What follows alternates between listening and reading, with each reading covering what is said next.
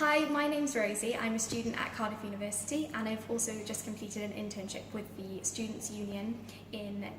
a lottery funded project looking at suicide prevention and mental health support.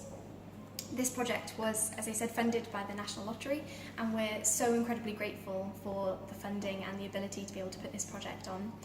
I've personally delivered the suicide prevention training that this has funded to 300 students, but there's a team of us delivering it, and we're looking to deliver this training to 1,000 students and staff members by the end of the year. So it's going to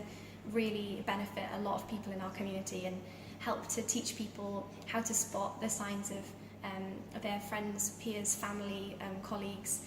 exhibiting signs of suicidal thoughts and ideation, and really teaching them how to help them and how to help themselves as well. And another part of our campaign, which I was really passionate about being involved with and starting, was a campaign aimed at specifically male students. Males are 3 times more likely than females to take their life, and this is a problem that's especially difficult and critical at the moment. So we wanted to put on a campaign for male students to encourage them that it's okay to speak about your mental health and to reach out and get support,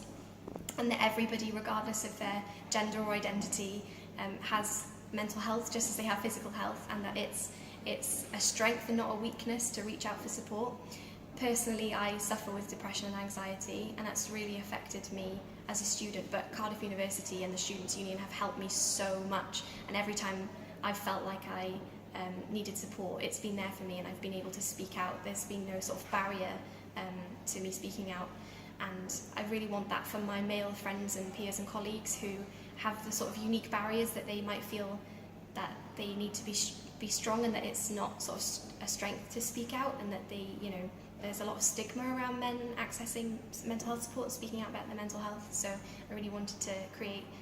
a campaign and a provision that encourages them to wear their hearts on their sleeves as well, which is where the All Right Mate campaign came from.